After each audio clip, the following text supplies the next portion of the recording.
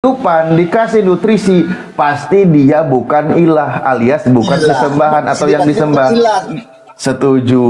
Nah, terus berikutnya, kalau ada yang dimatikan, pasti dia bukan ilah, betul? Ya, benar. Maka kalau ada yang mengilahkan Yesus, orang itu mengikuti kehendak iblis, betul? Oke, siapa yang mengilahkan Yesus? Lah, mengilahkan itu kan menyembah. Iya, siapa yang mengilahkan Yesus? Oh, orang Kristen tidak ya? Tidak ada mengilahkan Yesus. Oh, Yesus orang Kristen tidak mengilahkan manusia sebagai juru selamat, Tuhan juru selamat. Tolong kasih tahu teman-teman yang lain yang menyembah mengilahkan Yesus itu kemana dia? Bahaya nggak? Kasih tahu apakah itu akan diusir oleh Yesus atau tidak? Coba jelaskan, kasih edukasi kami. Oke, kan kalian selalu bawa datanya. Yohanes 17 ayat 3 itu. Inilah hidup yang kekal itu, mengenal engkau satu-satunya Allah, ilah yang benar. Ya, dan mengenal Yesus Kristus yang engkau utus. Jadi mengenal Allah yang benar, ilah yang benar, harus mengenal Yesus Kristus. Karena ilah itu tidak bisa dilihat. Apa konsekuensinya kalau mengilahkan Yesus? Jor, tolong jelaskan kepada kami teman-teman. Jelaskan kepada kami teman-teman yang menyimak juga. Tolong apa konsekuensinya bagi orang yang mengilahkan Yesus setiap hari Minggu ke gereja? Silakan. Oke, dengarkan. Oke, ya. Jadi udah kukasih tadi ya, Yohanes 17 ayat 3 ya. Baru di Yohanes 4 ayat 24 dikatakan Allah itu sembahlah dia, Allah itu roh, sembahlah dia roh dan kebenaran. Siapa yang mengilahkan Yesus? Dengarkan, siapa itu kebenaran? Oh, Yohanes 14 ayat 6. Akulah jalan kebenaran dan hidup. Ya. Nah, jadi bagaimana kita mau memahami dan mengenal Tuhan Allah Pencipta itu ya harus dengan Yesus Kristus. Ya. Jadi dikatakan Yohanes 3 ayat 16 karena begitu besar ini mau waras ngapain nomor lagi supaya setiap orang yang percaya kepadanya hampir gelar nomornya dicabut melainkan boleh hidup kekal.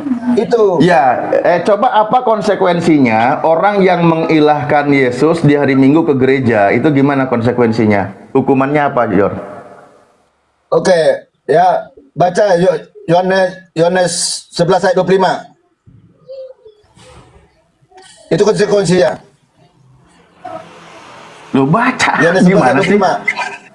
Akulah kebangkitan dan hidup. Siapa yang percaya kepada aku dia akan hidup. Siapa yang tidak percaya dia akan mati. Baca Yohanes 11 ayat 25. Kenapa enggak Matius 7:23 aja, Jor? Kebangkitan dan hidup. Siapa yang percaya kepada aku dia akan hidup. Itu Yesus malah tadi yang mati dibangkitkan. Mati. Itu tadi kok ini kok jadi lucu gini sih? Kau ini hampir waras loh, Jor. Hampir waras tadi, Jor. Kenapa? Aduh, ya Allah, itu roh di dalam dirimu itu terlalu kuat itu bisikannya. Jor, tadi kan kau setuju Yesus itu manusia, ya. Dia tidak boleh diilahkan. Nah, makanya saya tanya, apa konsekuensinya kalau mengilahkan Yesus, menyembah Yesus? Saya kasih bantu ya. Oke. Matius 7:23, Yesus akan mengusirnya. Nah, itu yang benar, Jor.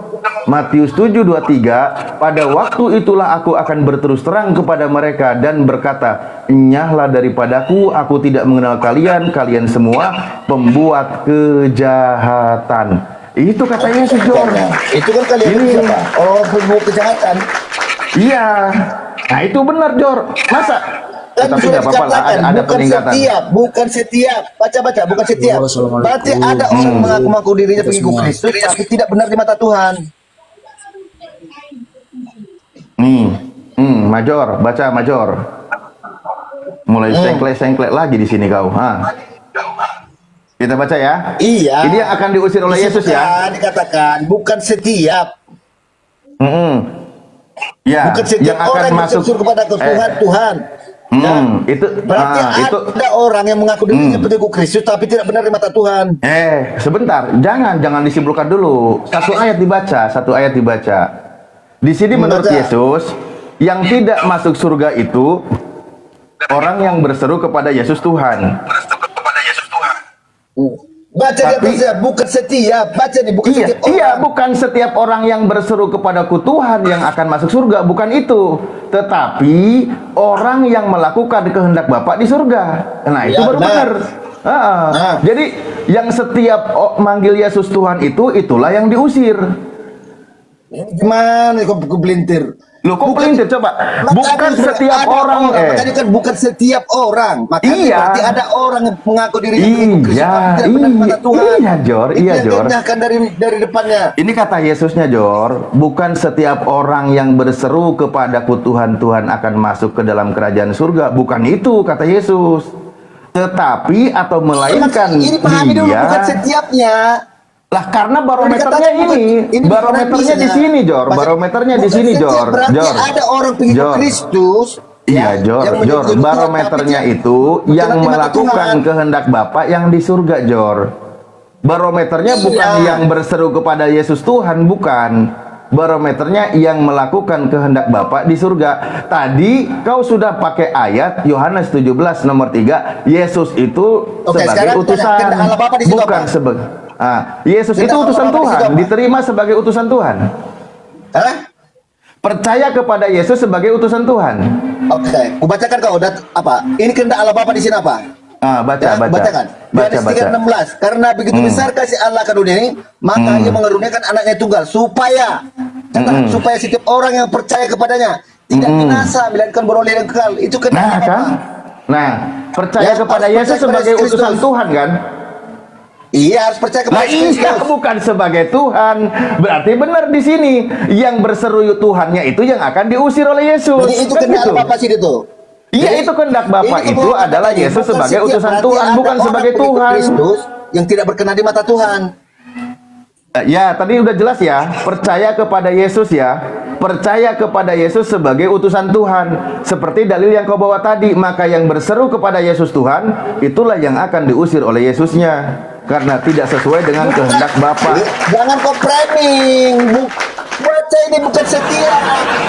Iya, Jor. Bukan. Nih, kalau dikatakan seluruh orang yang menyebut Yesus. Loh, mau kayak mana lidahmu Baca loh? dulu, Alip. Ya, Bukan iya. setiap Alip, bukan setiap orang. Berarti ada orang yang mengatakan pengikut Kristus tapi tidak benar di mata Tuhan. Lah iya, pengikut bukan pentuhan. Makanya murid-murid Yesus itu percaya Yesus itu sebagai utusan Tuhan. Nah, barometer masuk surga melakukan kehendak Bapa atau memanggil Yesus Tuhan, saya tanya. Ya, percaya kepada Yesus Kristus. Barometernya di ayat ini yang masuk surga itu melakukan kehendak Bapa atau berseru kepada Yesus Tuhan. Coba. Kehendak Allah Bapa lah. Nah, itu kehendak Bapa percaya kepada Yesus, betul? Ya. Nah, Yesus dipercayai sebagai Tuhan atau utusan Tuhan? Sebagai Tuhan Juru Selamat. Ya, ngarang. Tadi kau baca ayatnya Yohanes 17 nomor 3. Ya. Alip, Tuhan itu apa? Tadi kau baca ayatnya Yohanes 17 Iya, nomor Tuhan itu 3. apa? Dia Tuhan utusan itu Tuhan apa? atau Tuhan? Tuhan itu apa? Yohanes 17 nomor 3 yang kau baca tadi, dia itu sebagai ilah atau sebagai utusan Ya, ilah? jadi cara mengenal Allah yang benar itu ya Yohanes 17:3 yang kau baca tadi, Yesus dipercaya sebagai Tuhan atau utusan Tuhan? Dengarkan. Yohanes 17 nomor 3 yang kau baca tadi, Yesus sebagai Tuhan atau utusan Tuhan? Dialah yang diutus. Bagaimana kita mengenal Nah, Allah berarti benar? percaya kepada Yesus sebagai utusan Tuhan, kan? Oke, maka dikatakan Allah itu roh. Sembahlah dia dengan roh dan kebenaran. Siapa Lompat kebenaran lagi. itu? Yesus. Kenapa? Ya, Aku mau aku cabut datang gelar kebenaran. longornya, kau ambil lagi. Aduh, kacau lah. Tadi Yohanes 4 ayat 24 dikatakan Allah itu roh. Sembahlah dia dengan roh dan kebenaran. Siapa itu kebenaran? Nah, Yesus roh atau bukan? Yesus roh atau bukan akulah Yesus? jalan kebenaran. Ya, Yesus roh atau bukan? Bukan. Ya sudah, berarti Yesus bukan Allah, kan? Makanya dikatakan jalan kebenaran. Yesus, iya, makanya Yesus itu sebagai utusan Bapa, kan gitu. Oke, Yesus sekarang kalau sebagai Yesus utusan tidak- Bapa, kalau udah clear Yesus ya? itu tidak datang kepada manusia, itu bagaimana cara mengenali Allah itu? Silakan. Iya, iya. Anda sudah percaya Yesus sebagai utusan Bapa, Anda udah percaya ya? Ya, Yesus itu diutus oleh Bapa, yaitu firman yang menjadi manusia. Iya, iya. Jadi percaya kepada Yesus sebagai utusan Bapa, clear ya? Ya, Clear? itu utusan Bapa, yaitu Tuhan, Oke. Tuhan Yesus. Berarti kalau berseru kepada Yesus Tuhan, apalagi sampai menyembahnya di hari Minggu ke gereja, itu yang akan diusir oleh Yesus, betul? Oke, Tuhan itu apa? Arti Tuhan apa? Enggak bisa banding kata-kata. Kita maju. Nih, kita maju. Pada hari terakhir banyak orang akan berseru kepadaku, Tuhan, Tuhan, bukankah kami bernubuat demi namamu, mengusir setan demi namamu, dan mengadakan banyak mujizat demi namamu juga? Ini pelakunya orang Kristen atau bukan? Ya, orang Kristen. Oke. Orang Kristen ini akan diusir oleh Yesus, betul? Iya, yang tidak berkenan di mata Tuhan. Mantap, terima kasih. Terima kasih. Ya. Ya itu. Yang istirahat kau dulu. Ya, bukan setiap orang, berarti ada udah waras, tolong berhenti. Nanti ngeheng otaknya, udah waras, udah berhenti. Udah, Jor, udah waras, Jor. Jangan dilanjut dulu, Jor. Itu udah ngebul kepalanya itu, Jor, udah ngebul kepalanya, Jor. Udah ngebul kepalanya. Kau berhenti dulu, di restart dulu, diam. Udah waras barusan, nanti error lagi, Jor. Oke. Major bikin kopi dulu, campur dedak sama oli bekas yang di belakang rumah itu. Ini kopi kalau berbicara gitu, dulu. Kau bikin kopi, kalau ada dedak itu kau campur sedikit, campur oli bekas. Gimana kalian? Cara mengenal Allah gimana? Aku menjelaskan tadi, kalian nggak bisa.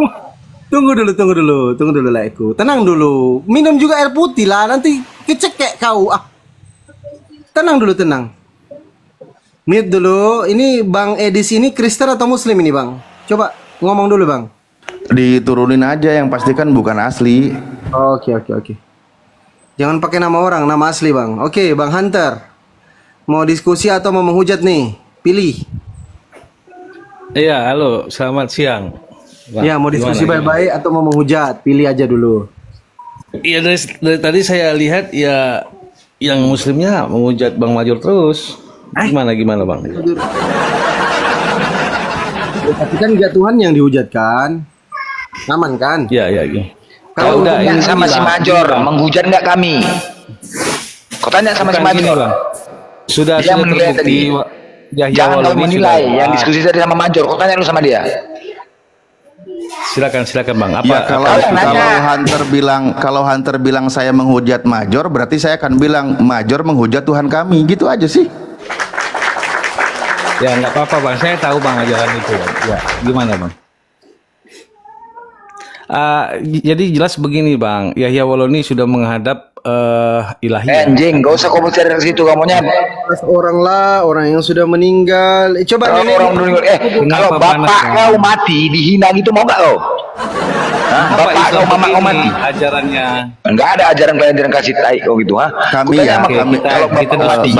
Bang Blen. Kami ini ya, waktu Utiwati Mena meninggal, padahal dia lawan debat kami suka menegur teman-teman muslim yang mengungkit pembahasnya ketika masa berduka. Kami hargai itu. Itu. Padahal dia itu habis nginjek Al-Quran loh. Tapi yang namanya sudah meninggal, ya sudahlah. Orangnya sudah tidak ada. Jadi gitu, nggak usahlah kau bawa-bawa orang lain ya. Jangan tunjukkan kebencianmu berdasarkan yang kau balut dengan kalimat kasih itu. Jangan. Nggak bagus itu.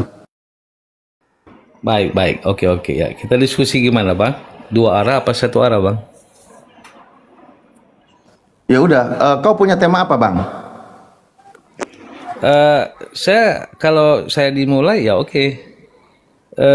Coba tunjukkan Bang, di zaman pemerintahan apa di Arab eksistensi Nabi Muhammad pada saat itu?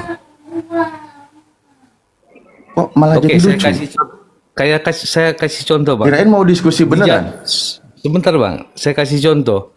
Di zaman Yesus, di pemerintahan Pontius Pilatus, sejarah dunia mencatatkan. Sekarang saya bertanya, eksistensi Muhammad pada saat itu sejarah dunia menceritakan apa? Yesus itu jadi RT aja nggak pernah Bang. Jadi RT nggak pernah. Pernah Yesus jadi RT? Pernah jadi RT dia? Udah jangan memframing Bang. Saya bertanya. Aku tanya dulu. Di zaman pernah nggak Yesus jadi RT? Pandi bukan merepet, Pandi diskusi. Tanya dulu, pernah tidak Yesus jadi RT? RT, rukun tetangga, pernah nggak? Ini Anda sudah kalah Bang. Sejarah apa yang Anda bawa? Sejarah apa yang Anda bawa? Saya bertanya Bang, saya bertanya baik-baik. Besarin ya. Entar dulu. Aku besarin, tunjukin data, fakta sejarah atau sejarah yang menceritakan tentang Yesus punya kerajaan yang halusinasi, yang angan-angan, cita-cita, mimpi dan halusinasi. Bang, jangan ngelantur bang. Tunjukin. Apapun nggak punya dia. Kau bangga-bangga pula sejarah Yesus sekarang kau. Sejarah dunia mengatakan Yesus hidup di zaman pemerintahan Pontius Pilatus. Saya tanya, Hidup sebagai hidup di apa? zaman Sebagai apa? gelandangan. Sebagai Takutnya gelandangan. begini loh bang, takutnya begini. Muhammad ini fiktif bang. Yesus Takutnya lahir begitu, Bang. hidup sebagai gelandangan gitu di zaman Pontius Pilatus. Iya. Ini ciri-ciri kala debat menghujat. Data Ciri-ciri ini aku sudah kalau besarin menghujat. tadi, datanya mana? Enggak ada, Oke, Anda memang gini, sudah saudara, data, kita bang. Ya, kita gimana, diskusi bareng. gimana, Oke, ya. gini. Kalau Tolong Anda jawab bang, mengatakan- pertanyaan saya tadi bang. Sabar dulu bang, sabar bang. Ini bukan diskusi, Anda bertanya. Dengarkan baik-baik. Anda mengatakan Ada menjawab bang. Dengarkan dulu baik-baik bang. Ada story yang menceritakan tentang Yesus hidup di Saya zaman tidak mau dengar ceramah Pontius abang bang. Pilatus. Jawab Itu pertanyaan saya sebagai bang. apa? Sebagai gembel atau sebagai apa Yesusnya itu? Kan gitu Abang kita udah mulai bertanya. menghujat. Kalau ciri-ciri Oke, orang oke. Anda kalah begini. Oke.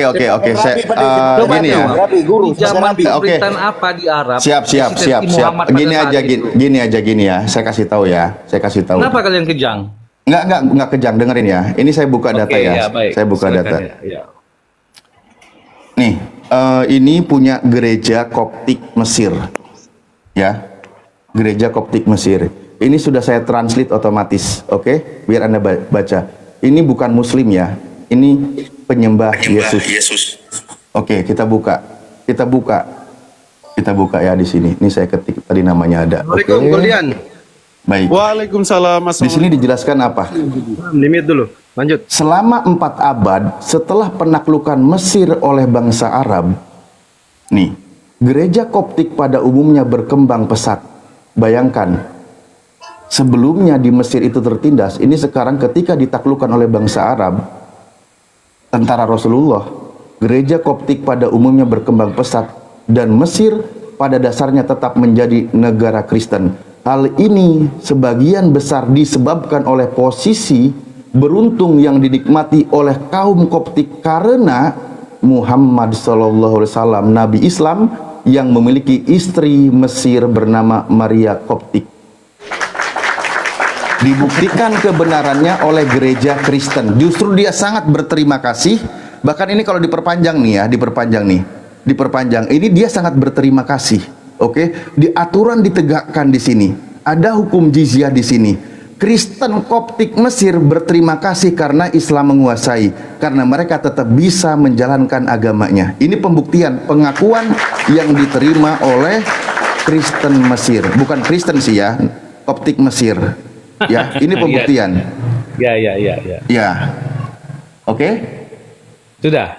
Boleh Ya, saya sekarang sanggah, saya Bang? tanya, tolong. Boleh, sebentar bang. Oh. Boleh saya sanggah bang? Ya, silakan disanggah orang Koptik Mesirnya. Abang berceramah, entah apa yang abang baca saya nggak ngerti. Yang Oh, saya bodoh tanya, berarti, dijawab bodoh. Di zaman pemerintahan apa di Arab itu eksistensi Muhammad pada saat itu di zaman pemerintahan apa? Ya, berarti Anda bodoh kalau gitu ya. Takutnya Muhammad Gini, itu fiktif bang. Izin Gini. Ustaz Alif. Coba izin Izin, ya. Bang Glenn. Sejarah dunianya mencatatkan apa? Di Gini, zaman apa? kau dengar? Sekarang yang kita lihat sejarah, ya, Ini makam blender Nabi kosong ini. Muhammad masih ada sampai sekarang. Kutanya mana salib Yesus dan pertinggalannya satu aja. Kau tunjukkan, cepat. Mana salib Yesus, mana pertinggalannya? Jangan malu kau sama Firaun yang masih ada jasadnya. Sebentar. Makam Nabi Sebentar, Muhammad Bang. itu diziarahi oleh para presiden, masih ada sampai sekarang. Sekarang kau tunjukkan paku saja atau salib Yesus mana? Tunjukkan. Bentar. Kalau Tunjukkan, abang mana? bilang, abang blender bilang. Mana tunjukkan. Paku Bentar, menandakan jangan dia pernah kejam, turun ke bumi ini. Bang. Tanpa ada penyalipan maka tidak ada Yesus. Tunjukkan mana buktinya Sebentar, Yesus Bang turun ke Blender. bumi. Mana? Iya, sebentar saya jawab ya. Mana? Sebentar. Ini kenapa? Mana kejam, datanya? Abang? Datanya mana? Apa yang mesti buka di sini? Nggak bisa diskusi nih. Apa yang mesti buka? Beginilah kaum gua. Sabar. Enggak ada. Kau jawab aja. Iya. Mana gimana saya mau bukti jawab, Abang salib ngomong Yesus terus. itu? Blender. Izin. Sabar dulu. Abang ngomong terus gitu Itu loh. tadi Sebentar, Bang Hunter ngomong Nabi Muhammad tokoh fiktif itu data dari mana? Anda punya literasi Takutnya- apa yang bisa Anda tunjukkan? sebentar, Bang. Sebentar, Kalau saya Bang. bilang mamamu itu Sebentar, bapakmu itu bisa nggak tokoh saya fiktif ngomong? sampai Bisa adanya nggak saya kamu. ngomong? lahir kau itu dari mamamu itu yang bapakmu tokoh fiktif, nggak ada bapakmu itu halusinasi itu, makanya lahir kau. Kalian kejang semua, kalian nggak bisa diskusi nih. Gimana menurutmu? Anda Oke, ngomong baik tanpa ya. dasar. Coba gini. Baik, Sebelum Anda sebentar. menyimpulkan, Anda menyampaikan dulu, Bang. Saya mengatakan gini. Ini datanya di sini. Kenapa kalian Jangan mute-mute ngomong longor. saya? Kenapa Makanya kalian banyak mute Kristen yang dibuang di tempat sampah karena kayak gini. Nah, kan kalau diskusi begini menghujat. Makanya dibuang di tempat sampah Kristen-Kristennya karena nggak berkualitas. Rata-rata nggak bisa menunjukkan data. Diskusi menghujat kalian. Ngapain kita dikasih diskusi dengan Ustadz? Ya Datanya sudahlah, mana? Oke lah. Nggak, Literasi bisa coba. saya ngomong nggak? Bisa saya ngomong nggak? Ngomong coba pakai data ya, jangan ngomong Oke. asal longor aja, coba silakan. Orang bertanya tidak perlu data karena dia pengen tahu. Iya, kau cari bapakmu dengan mamamu, kumpulkan Orang mereka. Sabar, Ustadz izin. Kau cari Kau bapakmu. sekolahkan orang kau yang disekolahkan di sini. Diam dulu kau Major. Suruh dia cari bapaknya itu asli atau fiktif itu bapaknya sampai lahir dia. Kan gitu. Ya, dengan bagus. Gimana nih ya? Gimana ceritanya diskusi kayak gitu? Asal ngomong nggak tanpa data, asal ngerocos Ya, saja. ini tinggal kau tunjukkan ini datanya Diam-diam nih. kau, udah Buktinya udah ditunjukkan selesai. tadi. Ngapain kau jadi merepet? Coba teman-teman bantu di follow akun Ustadz Hanafi. Teman-teman 1,4K ini bantu di follow. Ada nggak Kristen? Assalamualaikum Ustadz. Lanjut. Waalaikumsalam warahmatullahi Izin wabarakatuh. masuk dikit aja dari Iya nanti. pertanyaan dia. Oke, teman-teman bantu follow Ustadz Hanafi. Silakan Bang Goldian. Kalau ada yang mau disampaikan saya bisa. Yang pertama gini, kita lihat kegabrulan Oten. Zaman Nabi Muhammad, Arab itu masih belum berbentuk kerajaan, tapi kabilah. Kalau dia tanya dalam masa kerajaan siapa di Arab, itu nggak ada. Karena bentuknya masih kabilah. Selanjutnya, kalau kita berbicara perihal eksistensi, tadi sudah dijelaskan oleh Ustadz Alif, dalam pandangan Kristen Koptik, Nabi Muhammad itu eksis. Dan ini ada bukunya Bapak Gereja, Yohanes Damaskus, dalam bukunya apa ini? The Heresy of the Ismailite. Jadi Yohanes Damaskus menyebut kaum Ismail yang merujuk kepada Nabi Muhammad itu sebagai heresi atau bidat, itu keimanan mereka. Kita nggak masuk ke ranah keimanan, tapi kita mau memvalidasi bener nggak Nabi Muhammad itu adalah tokoh yang eksis. Dalam halaman 54-nya, di sini disebutkan bahwa ada seorang yang mengaku nabi dari Sarasean. Sarasean itu apa teman-teman? Orang yang dibuang oleh Sarah, karena kalau kita cek di Bible, Siti Hagar itu dibuang oleh Sarah. Jadi, ini memvalidasi keeksistensian Nabi Muhammad. Siapa? Santo Yohanes of Damaskus, punyanya Oten. Tapi yang menarik gini, saya masih mau kasih bukti. Saya tanya sih, kapan Yesus lahir? Di pemerintahan siapa? Orang menganggap tahun 1 Masehi pada saat Raja Herodes memimpin. Sedangkan kalau kita cek faktanya teman-teman, Raja Herodes itu lahir tahun 73 sebelum Masehi dan dia meninggal tanggal 4 April tahun 4 sebelum Masehi. Ini loh datanya di Britannica. Jadi kalau kalian klaim sejarah mencatat sejarah mana? Sejarah Yesus mana yang bilang hidup dalam Raja Herodes, dalam zamannya Raja Herodes. Padahal kalau kita tahu, di dalam Bible tercatat, Yesus lahir ketika masa pemerintahan Herodes. Sedangkan sebelum Yesus lahir, Raja Herodes ini sudah metong. Tahun 4 before century. Coba naik lagi kasih klaim sejarah mana yang membuktikan Yesus itu lahir masa Herodes dan di pemerintahan Pontius Pilatus. Kira-kira itu dulu. Ya bakalan bubuk gitu kalau bahas ke situ. Berarti nggak jelas ya. Selamat siang semua ya. Berarti nggak jelas Saya ya. akan buktikan. Dengan saya akan pendetanya mencret buktikan. itu kalau bahas itu. Oh iya. Saya Berarti akan bisa dikatakan buktikan tokoh ya, fiktif ini ya teman-teman. Yesus ya, fiktif ya. Iya, fiktif. Pantas salibnya juga nggak ada ya. Oh, pantas. Oke. Saya akan buktikan ya, si Zaid disuruh Muhammad mencuri kitab Nggak Yahudi. usah Boleh ngomong dibesarkan kau, saya? weh. Loh, Biasa aja kenapa, mulut Pak? kau. Loh, ini ada datanya, Pak. Apa yang mau tunjuk data itu, Bangki? Ya, silakan dibesarkan. Siapa Pak. jadi siapa? Yo si Jahit masa nggak ingat si Jahit? Siapa? Apa yang mau kau tunjukkan? Data apa yang mau kau tunjukkan? Data Ayo apa? besarkan dong host. Apa yang mau kau tunjukkan? Iya Data apa itu? buktikan Kau ya. sebenarnya Al-Quran saya itu bukan dari ambil alih dulu. Allah ya. Bahkan Muhammad berkata Bang Blender. ajarannya nggak akan laku ya. Coba diam dulu Bang, diam dulu. Izin saya ambil Nah, alih. tidak mengambil kitab Pertama. orang Yahudi Bang, teman-teman ya. kenapa Kita kan- Kristen kayak anjing semua sih? La ilaha illallah. Jangan kayak anjing, Muhammad tuh anjing. Kau lah Itu anjing loh, memang. Mas. Binatang kau, babi. Itu Kenapa baik. Kristen kayak gini Muhammad semua, nggak kayak akan anjing binatang, semua? saya bilang. Kenapa kayak anjing semua ini? Kenapa Kristen kayak gini, woi? La ilaha illallah. Izin saya buang di tempat sampah. Ya kalau Kristen penghujat itu di tempat sampah aja tempatnya. Orang ini kenapa ya iri dengan Nabi Muhammad ya? Ah, itu dia. Ini coba kita pilah ya. Kalau misalkan balap kita kasih 7 poin orang ini antara Nabi Muhammad dengan Tuhan mereka. Apakah Tuhannya pernah menjadi pemimpin? Pret. Nabi Muhammad pemimpin bos. Kalau sekarang presidennya. Kedua, apakah Yesus pernah menikah? Pret. Nggak laku. Nabi Muhammad karena kegantengannya menikah. Yang ketiga, apakah Yesus punya pasukan? 12 itu pun lari. Nabi Muhammad, wah, pasukannya ribuan. Yang keempat, apakah Yesus pernah meninggalkan jejak? Satu pun nggak ada. Nabi Muhammad, kuburannya, makamnya dikelilingi emas, ada jejaknya, makanya mereka iri.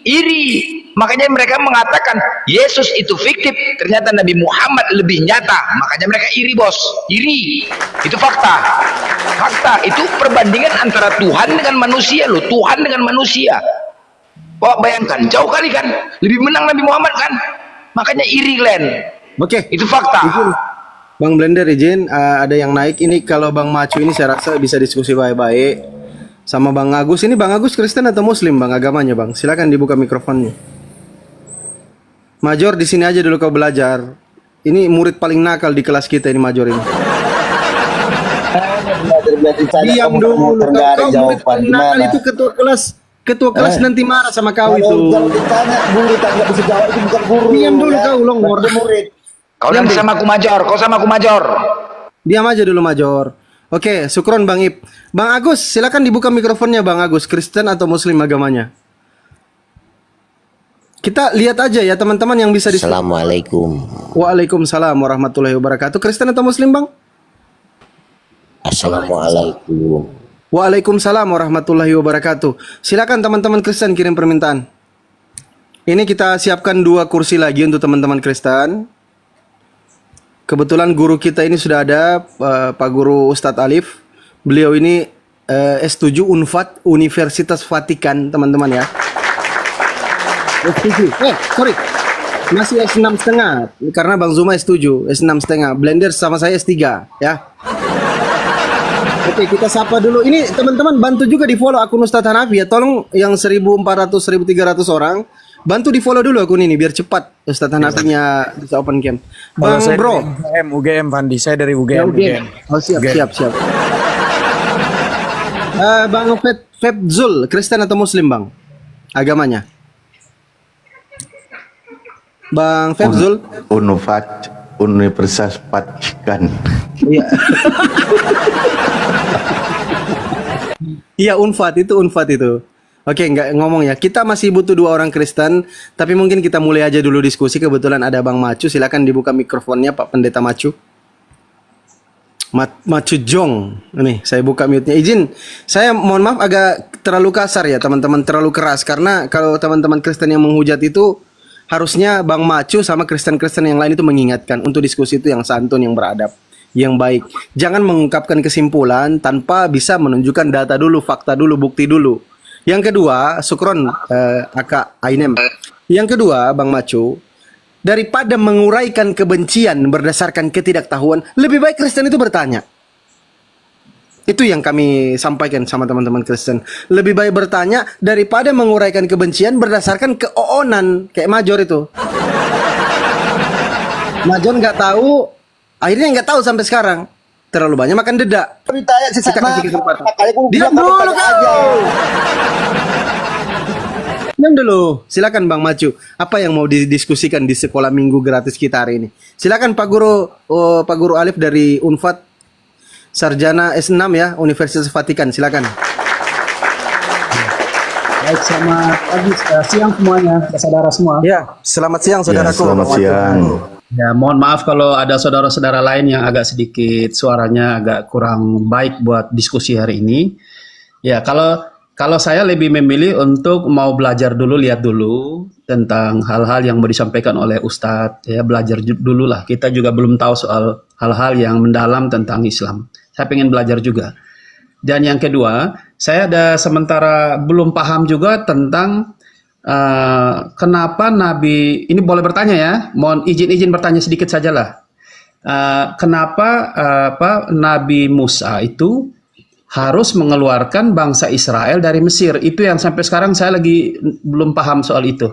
Kenapa alasannya? Sementara kalau dilihat dari sejarahnya, akhirnya karena dari bangsa Israel itulah makanya jadinya seperti ini. Akhirnya kita mulai berdebat, gitulah. Terima kasih untuk semuanya. Mohon didikannya, pembelajarannya. Oke, sedikit kita bahas ya poin-poin pentingnya. Dari keturunan Bani Yakub, ke-12 suku Israel, itu waktu itu mereka pada mengungsi pergi ke Mesir. Dan lebih banyak kalau lihat sejarahnya itu adalah dari keturunan Yehuda. Dan mereka ketika berada di Mesir, itu diperbudak oleh bangsa Mesir yang waktu itu adalah Raja Fir'aun. Nabi Musa ada lahir di sana. Ketika dia datang, dia mau menyelamatkan dari perbudakan kaum Bani Israel. Nah, ketika dia datang, maka dia menjadi seorang nabi, dibantu oleh Nabi Harun. Maka waktu itu dia mulai melawan bangsa Mesir atau Raja Fir'aun. Mulai Tuhan sudah mempersiapkannya. Sekaligus dia menyampaikan firman Tuhan tentang ajaran yang benar. Waktu itu dia mulai membebaskan sehingga dibawa dan dikejarlah oleh Fir'aun beserta bala tentaranya. Nah, ketika di suatu waktu dia dalam pengejaran melewati lautan.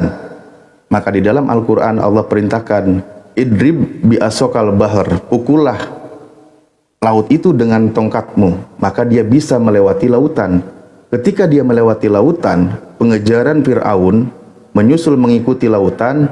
Zaman Nabi Musa beserta umatnya, beserta kaum Bani Israel selamat, Fir'aun tenggelam di lautan. Nah, Fir'aun yang tenggelam di lautan ini, justru Allah abadikan di dalam surah Yunus bahwa kata Allah di dalam Al-Quran, aku selamatkan jasad engkau wahai Fir'aun, karena akan menjadi pelajaran bagi umat-umat setelahnya.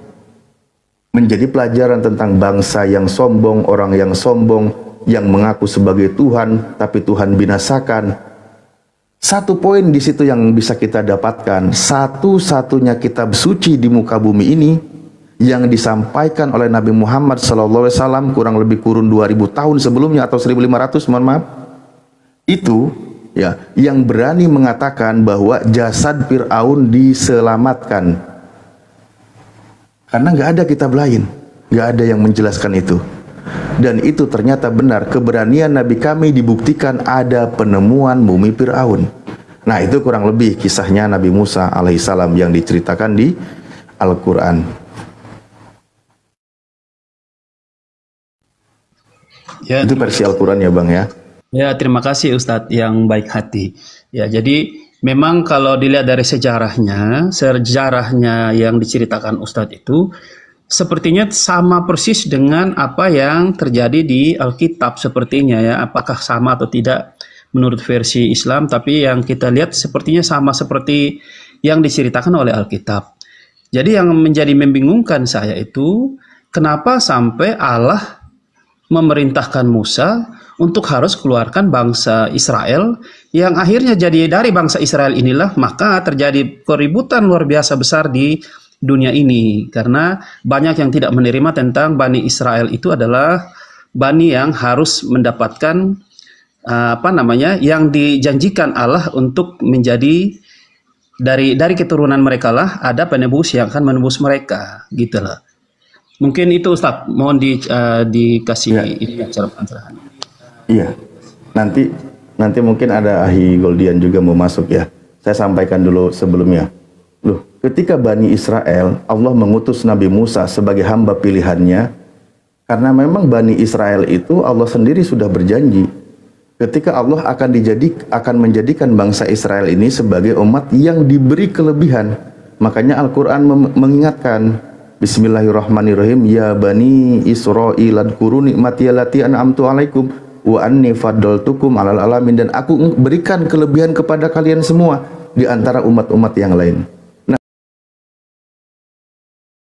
Nabi Ibrahim alaihissalam sebagai bapaknya para nabi yang menjanjikan kepada keturunannya akan diberikan kelebihan, yaitu dari Bani Ishak ada, dari Bani Ismail ada.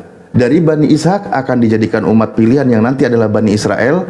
Dari Bani Ismail akan diberikan kerajaan berdasarkan kitab Anda, kitab Kejadian, dan akan juga dijadikan sebagai bangsa yang besar. Dari Bani Israel ini sudah diberikan kelebihan oleh Tuhan, namun sayangnya mereka bangsa yang pembangkang.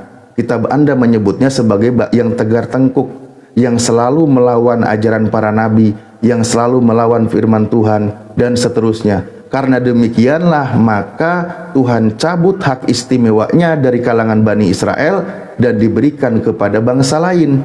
Bahkan Yesus sendiri yang berkata,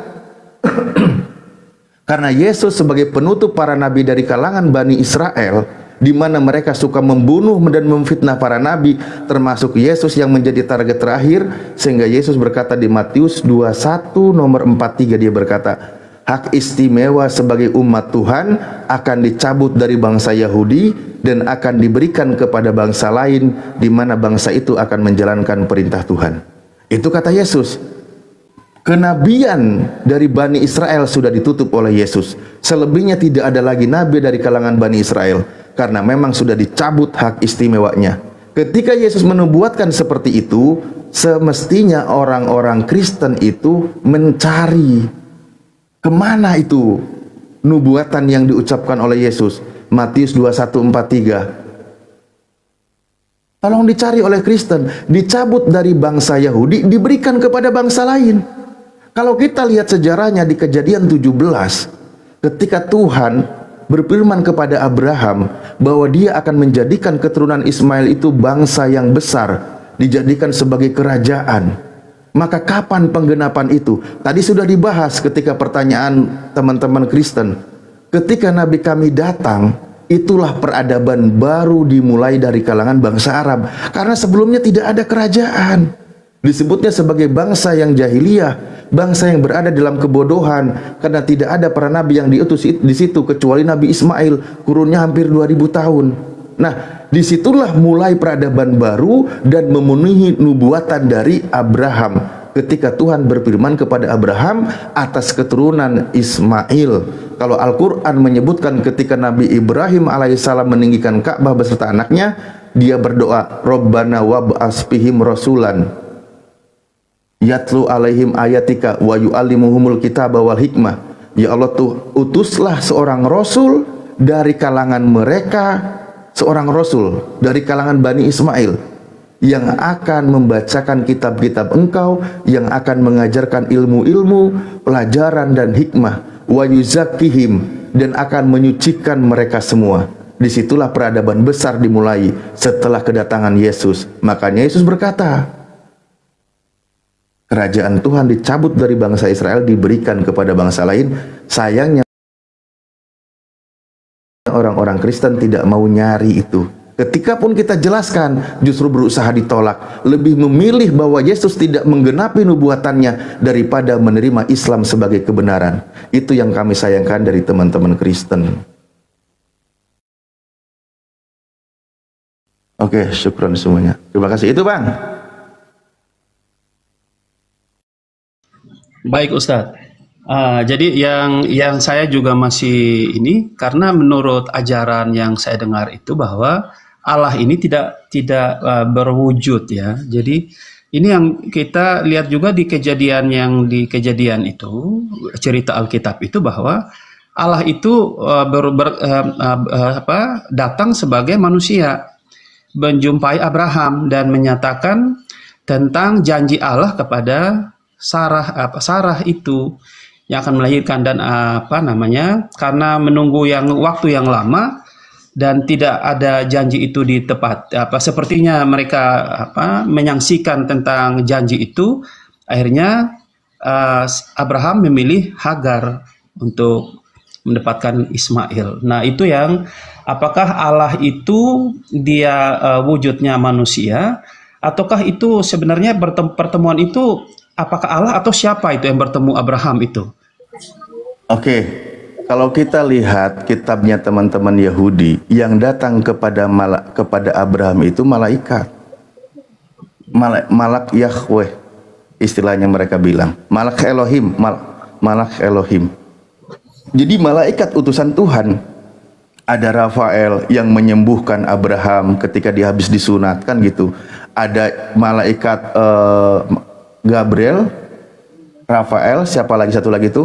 Dia ada yang akan membinasakan, menghabiskan bangsa Sodom, bangsa seperti itu ya. Itu dijelaskan. Itu para malaikat utusan Tuhan, bukan sebagai Tuhan, bukan. Karena Tuhan itu tidak akan berubah bentuk. Kita perjanjian lama banyak menjelaskan Tuhan tidak pernah berubah. Maleakhi 3 nomor 6, Elohim tidak akan pernah berubah. Di dalam kitab Yesaya juga dijelaskan, kamu inilah saksi-saksiku. Demikianlah firman Tuhan, dan hamba-hambaku yang telah kupilih, supaya kamu tahu dan percaya kepadaku dan mengerti bahwa aku tetap Dia. Sebelum aku tidak ada Tuhan yang dibentuk, dan sudah aku tidak ada lagi. Tidak ada Tuhan yang dibentuk, tidak ada yang sama seperti aku. 2 Samuel 7 nomor 22, banyak sekali ayatnya Tuhan itu tidak sama dengan makhluknya. Itu banyak penjelasannya. Ketika kita mendengar sebenarnya pengajaran para nabi dari kalangan Bani Israel tentang ketuhanan, itu semua sama. Tuhan itu Esa, tidak ada yang sama dengan Tuhan. Itu semua sama. Hanya ketika ada pengajaran di luar para nabi, pasti selalu merubah ajaran itu. Itu banyak seperti itu, perubahan-perubahan. Coba abang, ketika Anda membaca kitabnya Kejadian, kitabnya Yahudi, ngambil maka itu akan sangat bertolak belakang dengan Anda. Contoh misal di dalam kitab Kejadian, waktu Yakub bertarung dengan, kalau menurut Kristen, Yakub bertarung dengan Tuhan sampai Tuhan terkecoh kakinya. Apa istilahnya tuh? Bukan terkecoh, kakinya Tuhan tuh di sliding. Di sliding. Itu kan lucu. Padahal maksudnya di situ dalam literatur Yahudi itu pertarungan Yakub dengan apa? Dengan malaikat. Tapi kalau untuk Kristen itu Tuhan bertarung dengan Yakub. Kan lucu. Masa Tuhan bergulat dengan manusia? Nah, itulah makanya coba teman-teman dibaca dulu perspektifnya ketika membaca kitab Perjanjian Lama. Coba ngambillah dari orang-orang Yahudi. Mereka memang paham karena mereka punya kitab-kitabnya yang menjelaskan gitu. Terpelacok tuh bener ada ayatnya kayak gitu. Seperti itu, Bang. Silakan Bang Macu. Terima kasih Ustadz. Ya, jadi ada juga yang di Kejadian kalau tidak salah itu tentang kenapa sampai orang Kristen mengetahui bahwa Allah itu rupanya seperti manusia, karena ada di Kejadian yang kalau tidak salah di ayat yang ke-26 ya, Kejadian 1 ayat 26 kalau Kejadian 1. Ya, ayat 26 kalau tidak salah itu tentang jadikan manusia itu serupa dan segambar, manusia itu segambar dengan serupa dengan mereka gitu, dengan Allah itu sendiri. Nah, terus ada juga di Kejadian kalau 1 sampai 15 ya kalau tidak salah itu Allah bertemu dengan Abraham, kata gitu. Jadi apakah Allah ini wujudnya manusia ataukah malaikat Allah? Nah, itu yang sampai saat inilah yang masih diyakini bahwa memang Allah itu berwujud, bukan tidak berwujud. Begitu Ustadz, mohon ceramah. Dipahami dulu, wujud itu artinya ada. Namun kalau digambarkan bentuknya seperti manusia, itu menyalahi firman Tuhan. Jadi wujud itu ada artinya ya. Jadi Tuhan itu ada, yang bahasa Arabnya wujud. Tapi kalau memahami berwujud dalam suatu bentuk, dalam kaidah bahasa Indonesia, itu sama sekali ajaran para nabi itu nggak ada yang sama seperti itu, nggak ada. Makanya tadi ketika dijelaskan, dalam perspektifnya orang Yahudi, itu yang datang itu para malaikat. Bukan sebagai Tuhan yang turun. Bukan. Sudah banyak dijelaskan, bahkan ayatnya ada, bahkan langit yang mengatasi langit tidak akan mampu menampung Engkau Tuhan. Tidak mungkin Tuhan itu datang ke bumi turun, itu nggak mungkin. Karena Tuhan yang maha kuasa, yang maha dahsyat kekuatannya, itu nggak mungkin tiba-tiba berwujud menjadi segede manusia yang tingginya nggak nyampe 2 meter, beratnya paling gede 100 kilo, itu nggak mungkin. Nggak mungkin. Yang ada adalah sebagai utusan Tuhan yang menjalankan pesan Tuhan. Pesan itu disampaikan kepada makhluknya, lalu itu disampaikan, diajarkan. Itu yang ada tuh begitu. Untuk memberitakan pesan Tuhan. Contohnya kepada para nabi. Nabi tadi menyampaikan kepada umatnya banyak ayat di perjanjian lama yang menjelaskan Tuhan itu berbeda dengan makhluknya. Bilangan 23 nomor 19 dikatakan, Allah itu bukan manusia sehingga ia berdusta, dan bukan anak manusia sehingga ia menyesal. Jadi Tuhan itu bukan kayak gitu. Bukan manusia, bukan anak manusia. Itu banyak penjelasannya. Nah, kalau ada yang menggambarkan Tuhan itu dalam bentuk manusia, itu sudah jelas bukan ajaran para nabi. Pertanyaannya, kalau bukan ajaran para nabi, ajaran siapa? Kita lihat sejarahnya. Ajaran mana yang membentuk Tuhan dalam bentuk manusia? Kitab Anda pun mengkonfirmasi. Contohnya ajaran Yunani. KPR 14 nomor 11 dijelaskan apa? Theos turun ke bumi dalam rupa manusia. Itu bahasa Yunani mereka bicara. Jadi sudah ada mengakar di dalam paham mereka tentang dewa atau Theos itu turun ke bumi dalam bentuk manusia. Jadi pemahaman seperti itu bukan ajaran para nabi dari kalangan Bani Israel, bukan. Tapi ajaran di luar Bani Israel, contohnya bangsa Yunani yang masuk ke dalam ajaran kekristenan yang diimani sampai sekarang kalau Tuhan itu turun ke bumi menjadi manusia. Itu fakta bang, tidak bisa dibantah. Apalagi kalau kita lihat sejarah dari kekristenan, bagaimana doktrin tentang ketuhanan itu dibentuk. Itu tidak lepas dari pemahaman bangsa Yunani yang mengagungkan dewa-dewa atau penyembah para dewa. Itu bisa kita buka bang. Sejarah itu bisa kita buka. Bahkan dari internal kekristenan sendiri. Abang coba searching, googling, kalau tidak percaya kepada kami, itu banyak datanya. Bagaimana konsepnya Trinitas dibuat, kapan Yesus diangkat menjadi Tuhan, dibikin konsili, siapa yang membentuk, ajaran dari mana itu dibuat, bagaimana konsep tentang dewa-dewa, bagaimana konsep tentang Trinitas ada di muka bumi ini. Itu ada sejarahnya bang. Karena Yesus sendiri tidak pernah mengajarkan itu. Yesus sendiri dengan kalimatnya berkali-kali dia katakan anak manusia.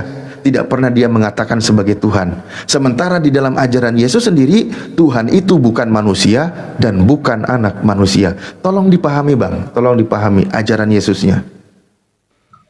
Terima kasih ya Bang Pak Ustadz ya. Mungkin pertanyaan lagi Bang Pak Ustadz, mohon pencerahannya ya Bang Ustadz. Kalau tidak salah ada di Kejadian itu tentang Allah mendapati manusia itu jatuh dalam dosa, dan pada waktu yang bersamaan dia ada di taman itu berjalan-jalan. Jadi manusia itu mendengar bunyi langkah Tuhan. Nah, langkah Tuhan Allah ini apakah dia sementara berjalan? Apakah seperti apa ya kalau tidak berwujud itu, Ustadz? Mohon. Oh iya, saya jadi teringat yang tadi ada yang kelewat. Itu jadi ketika marilah kita ciptakan manusia serupa dan segambar dengan, kalau saya dalam terjemahan Yahudi itu maksudnya kami itu sebagai keagungan Tuhan menyampaikan kepada ciptaannya yaitu para malaikat dan sebagainya. Manusia itu diciptakan secitra gambarnya ya, sesuai dengan yang Tuhan bentuk. Itu maksudnya bentuk kesempurnaan. Kalau di dalam Al-Quran dijelaskan Allah itu yang maha membentuk, namanya Al-Musawwiru. Nah, yang maha membentuk, dan bentuk manusia diciptakan oleh Tuhan dengan sebaik-baiknya bentuk. Makanya Tuhan itu maha mendengar, maka manusia diberikan sifat mendengar oleh Tuhan, tapi dengan keterbatasan yang dimiliki, dengan media yang dimiliki, yaitu telinga. Tuhan itu maha melihat, manusia diberikan penglihatan dengan bentuk, yaitu mata, 2 mata. Manusia diberikan berbicara, bisa berbicara. Tuhan maha berbicara, tapi manusia diberi dengan keterbatasan menggunakan media. Tujuannya apa? Agar orang itu bisa mengenal Sang Maha Kuasa. Makanya di dalam Al-Quran disebutkan Tuhan itu menciptakan manusia dengan kesempurnaannya, diberikannya akal, diberikannya pendengaran, diberikannya penglihatan dan nurani, agar mengenal Tuhan dia itu. Bukan berarti Tuhan itu sama persis dengan makhluknya. Lalu tentang cerita tadi, ya, bahwa Adam mendengar suara langkah Tuhan, itu kan sebuah penggambaran, penceritaan, bukan berarti langsung digambarkan Tuhan itu seperti, maaf ya, raksasa yang sedang berjalan. Bukan kayak gitu, Bang. Karena kalau sudah dibenarkan seperti itu, maka engkau menyamakan Tuhan dengan makhluknya. Sementara firman-Nya berkata, tidak ada yang sama seperti aku, tidak ada yang dibentuk seperti aku, baik dari dulu maupun sampai nanti. Itu sudah berkata tidak ada yang sama. Itu hanya sebuah penggambaran dalam sebuah cerita firman Tuhan yang disampaikan untuk memberikan pemahaman. Apa ada istilahnya itu? Antromorfisme ya? Entahlah bahasa-bahasanya lagi. Ustadz, antropomorfisme. Ya, gitu ya. Iya. Itu tuh. Gitu ya. Monggo Bang Guldian. Antropomorfisme. Oh, antropor longor majer longor.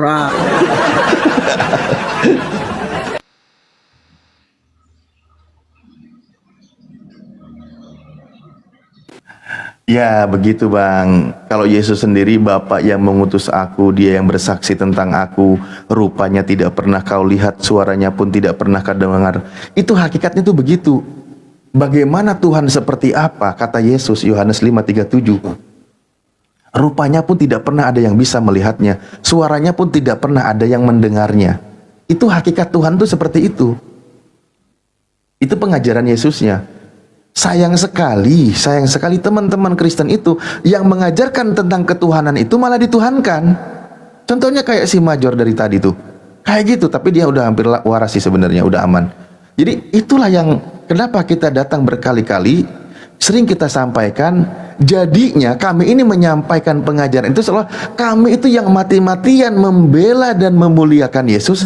Kenapa teman-teman Kristen malah justru berusaha untuk merendahkan dan menghinakan Yesus? Jadinya seperti itu dalam perdiskusiannya, Bang.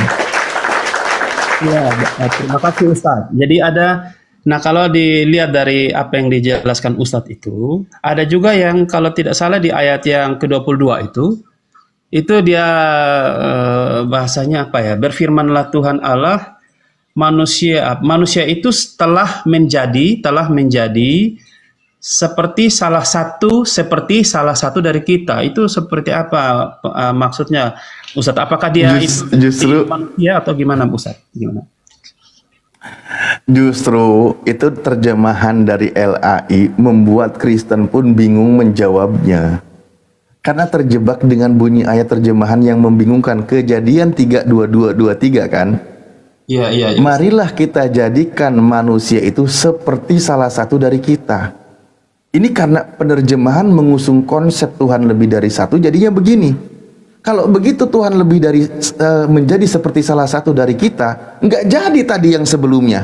Serupa dan segambar dengan kita, sekarang dirubah menjadi seperti salah satu dari kita. Berarti Tuhannya berbeda-beda. Lalu ada satu yang sama, yang duanya beda. Kalau katakanlah menurut iman Kristen, Tuhan itu Trinitas, ada 3. Loh, kalau gitu manusia itu ternyata menjadi seperti salah satunya. Yang mana yang sama? Jadi malah makin membingungkan. Itulah faktor terjemahan. Jadi memaksakan Tuhan itu lebih dari satu, jadinya seperti itu. Coba. Justru itu yang sering kami tanyakan coba sama teman Kristen. Manusia itu dijadikan menjadi seperti salah satu dari kita. Loh, berarti Tuhan itu ketiganya berbeda. Nah, ada yang disamakan dengan manusia, salah satunya. Bahkan di ayat berikutnya, tahu tentang yang baik dan yang buruk. Loh, berarti Tuhan yang lain nggak tahu tentang yang baik dan yang buruk. Karena yang tahu tentang yang baik dan yang buruk itu hanya satu. Nah, lebih parah lagi. Gitu Bang. Coba nanti diteliti, intinya kembali kepada pengajaran yang prinsip yang dikenalkan oleh Nabi Musa ya di dalam kitabnya Perjanjian Lama dan para nabi yang lain tentang Tuhan itu yang memang prinsipnya tidak bisa dirubah. Tentang Tuhan itu Esa, Ulangan 6 nomor 4, 2 Samuel 7:22, Yesaya, Yeremia, itu mereka mengenalkan tentang Tuhan itu Maha Kuasa, Tuhan yang Esa, tidak ada Tuhan selain Dia, tidak ada yang dibentuk dan seterusnya. Itu dulu bang prinsip yang mesti dipegang. Kalau di Islam itu ya ada istilah namanya ayat yang sudah muhkamat, ayat yang sudah sangat jelas, itu yang mesti dipegang karena Tuhan tidak membingungkan makhluknya. Itu dulu yang sudah perlu dipegang. Ketika Al-Quran mengabarkan tidak ada satupun yang semisal dengan Tuhan, tidak ada yang setara dengan Tuhan, maka itu prinsip dulu dipegang. Ketika nanti ayat-ayat tentang pengajaran, silahkan kau jelaskan, tapi jangan mendobrak yang prinsip. Itu cara memahaminya, Mbak. Ya, terima kasih Ustadz. Nah, berarti kalau yang kejadian ini kan ini terjemahan dari bangsa dari Yahudi, Alkitab Yahudi. Pak Macu, ini satu data di dalam 2 Samuel, izin aku tunjukin aja. Nanti dilanjut kembali. Sebab itu engkau besar ya Tuhan Elohim, sebab tidak ada yang sama seperti engkau. Nggak ada yang sama seperti Tuhan itu. Jadi nggak bisa kita samakan Tuhan dan makhluk apapun itu, karena penjelasannya nggak ada yang sama seperti Tuhan ini. Dan tidak ada Elohim selain engkau menurut segala apa yang kami tangkap dengan telinga kami. Ini dalil yang paling standar loh, basicnya di dalam keimanan teman-teman Kristen. Nggak ada yang sama dengan Tuhan itu. Jadi jangan lagi samakan Tuhan dengan manusia, gitu aja sih. Lanjut, silakan. Terima kasih Ustaz. Ya. Bisa izin sebentar 3 menit atau ini untuk mengedukasi tentang kalau di Kristen kan konsep, kalau di Muslim itu namanya akidah. Iya. Siap. Dan boleh izin masuk Ustaz Talib dan teman-teman? Silakan Ustaz. Siap, Fadl. Oke, izin teman-teman karena tadi pagi kita nggak tahu buka kajian tiba-tiba kok rungkat gitu. Jadi semua akun 5 biji habis semua. Dari Islam abangku tentang mengenai masalah yang antropomorfisme, apa namanya tadi ya, Ustaz Talib ya? Ya, antropomorfisme longor. Ya, lanjut Ustaz. Pemberian sifat atau perasaan. Kalau di dalam Islam itu tentang akidah itu terbagi daripada 4 bagian. Ada namanya nafsiyah. Apa itu nafsiyah? Ta'rifnya hiyal hal wajibatul lidzati ma damatiz dzat ghaira mu'allalatin bi'illatin. Artinya ialah hal yang wajib bagi zat. Zat ini bukan ZAT, zat cair, tapi dia sang sumber. Ya, selama sang sumber itu tidak dikarenakan dengan suatu karena, maka disitulah yang dibilang wujud. Artinya wujud tadi sudah dijelaskan, artinya ada. Maka pengertian kita harus dari bahasa Arab yang aslinya. Kita tahunya kan cuma terjemahan. Apakah wujud itu artinya harus berupa, berbentuk, harus terlihat? Tidak. Kalaulah sesuatu yang di muka bumi ini yang dibilang wujud, yang dibilang ada tuh harus berbentuk, harus berupa, maka akan begitu banyak di muka bumi ini kita tolak. Karena apa? Karena tidak ada yang namanya kalimatnya tuh ada, berarti harus berbentuk, harus terlihat. Kita punya akal, tapi kita tak tahu di mana letaknya akal dan seperti apa bentuknya dan seperti apa rupanya. Tapi kita yakin bahwa akal itu ada. Maka disitulah untuk mendefinisikan daripada nafsiyahnya Tuhan, yang satu ini artinya wujud. Bahwa Tuhan itu ada dan Tuhan Allah ini sang sumber ini, Allah ini ada sebelum kata ada itu ada dan akan tetap ada walau kata tiada sudah tidak ada. Itulah yang namanya wujud nafsiyahnya Allah. Begitu abangku. Lanjut kepada yang namanya salbiyah abangku. Apa itu salbiyah? Ta'rifnya hiya kullu sifatin dallat ala nafi ma la yaliku bihi jalla wa azza atau azza wa jalla. Artinya ialah tiap-tiap sifat yang menunjukkan atas menafikan barang yang tidak pantas untuk sang Tuhan, untuk sang sumber. Ya, artinya yang pertama di situ ada 5. Kalau tadi yang nafsiyah ada 1 yaitu wujud. Maka untuk Tuhan ini harus kidam, Tuhan harus sedia. Jangan sampai Tuhan alam ada baru Tuhan adanya terakhir. Baru Tuhan dilahirkan, itu tidak masuk secara mantik, secara logika. Bahkan Tuhan harus kekal. Jangan sampai Tuhan itu tidak kekal. Pernah mati, tidak mungkin Tuhan itu mati. Dia harus kekal. Mukhalafatul lil hawadis, Tuhan harus berbeda dengan ciptaannya. Ya, karena sang pencipta tidak akan mungkin sama dengan ciptaannya. Kan begitu. Itu ilmu mantik, ilmu pasti. Lalu nanti ada namanya qiyamuhu binafsihi. Tuhan harus berdiri dengan sendirinya dan Tuhan tidak punya hajat kepada ciptaannya, maka ciptaanlah yang perlu kepada sang pencipta, bukan sang pencipta butuh kepada ciptaannya. Wahdaniyat, Tuhan harus esa. Jadi kalau ada teman-teman ateis, agnostik, Buddha, Hindu, Kristen, Hanafi, Satalif, teman-teman debaters Muslim, kalau memang Allah itu ada, kapan adanya? Kalau Allah itu memang ada, di mana tempatnya? Kalau memang Allah itu ada, seperti apa rupanya? Maka terkonter dengan salbiah ini. Masa, waktu, tempat, itu ciptaan Tuhan. Bagaimana mungkin Tuhan ada di ciptaannya? Maka cukup dengan konsep salbiah ini, teman-teman. Lalu tadi abangku bertanya tentang masalah serupa. Maka di Islam itu ada kalimat yang namanya, kalau bahasa kerennya tadi, antropomorfisme, apa namanya. Lalu di situ ada ma'ani, abangku. Ada ma'ani itu untuk pada manusia ciptaannya. Apa itu ta'rifnya? Hiya kullu sifatin mawjudatin qa'imatin bimawjudin aujabat lahu hukman. Ialah tiap-tiap sifat yang mawjud. Kalau Tuhan kan wujud. Kalau kita alam antariksa ini mawjud. Arti mawjud itu yang diadakan. Siapa yang mengadakan? Wujud. Wujud ini sang sumber. Nah, kita ini mawjud, arti bahasa Arab, yang diadakan oleh sang wujud. Jadi ialah tiap-tiap sifat yang mawjud, yang berdiri dengan zat yang mawjud, yang mewajibkan baginya satu ketentuan hukum. Apa di situ yang hampir dan nggak mungkin sama dengan Tuhan? Di situ ada 7, kudrah. Hari ini abangku yang Kristen, yang Muslim mau turun dari komal ini punya yang namanya kekuasaan itu. Mau turun, mau naik, mau tetap silahkan. Bahkan yang kedua iradah. Apa itu arti kedua?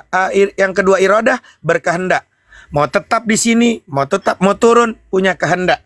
Tapi kalau pada diri manusia yang namanya iradah adalah cara manusia berkonsentrasi kepada Allah. Iradah merupakan amalan atau latihan seseorang jalur ma'rifat, pendekatan menggunakan akal agar dapat menyatukan perasaan dan kehendaknya kepada Allah.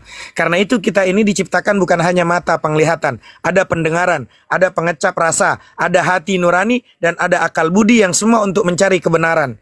Maka kita disekolahkan sama ayah ibu untuk belajar mencari tahu kitab-kitab suci.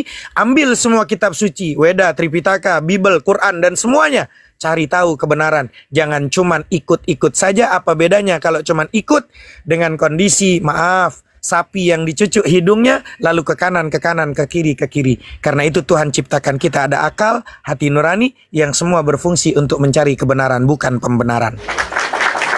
Ya. Lalu di situ ada ilmun. Ilmun kita mengetahui, tapi abangku, kuasa kita terbatas, kehendak kita terbatas, ilmun pengetahuan kita terbatas. Ada 7 di sifat ma'ani itu. Ada hayat, hidup kita pun ada masanya. Semua makhluk hidup pasti akan mati dan ada waktunya. Sama, kita juga mendengar. Pendengaran kita juga terbatas. Basar, penglihatan kita juga terbatas. Maka pada saat 5 meter, 10 meter, 100 meter, sudah mulai pendengaran dan penglihatan sudah tidak bisa lagi dijadikan landasan untuk melihat dan mendengar.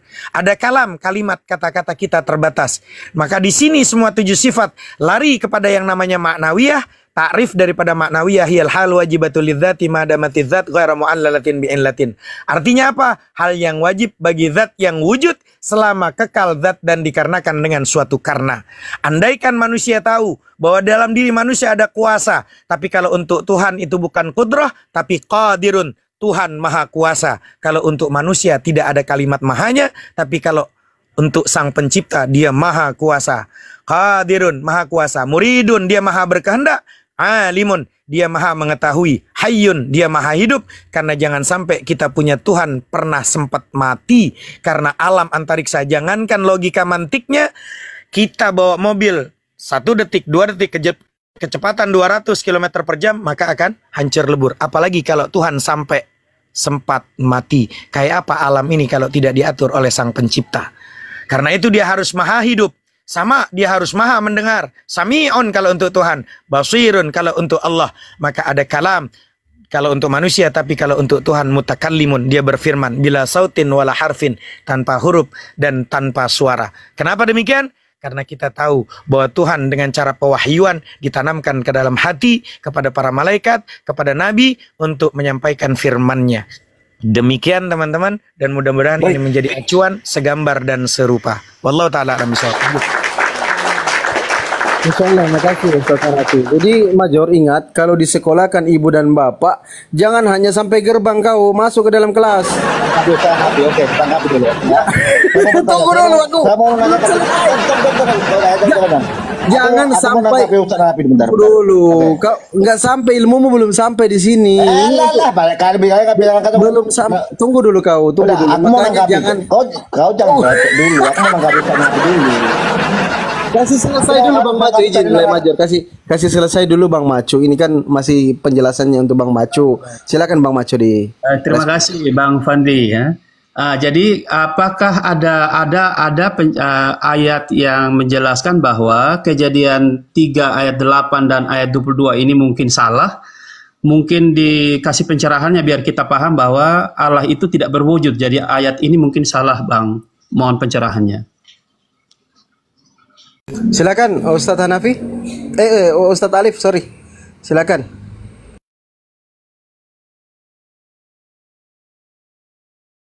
Nah, ini jauh dari perangkat kali. Ustadz Alif, monitor. Ustadz Alif. Mana nih? Ke-mute kali ngomong. Ustadz Alif. Oh, jadwal sholat di sana ya. Coba saya kasih kesempatan ke Bang Goldian, mungkin mau ngomong sedikit. Oke, boleh.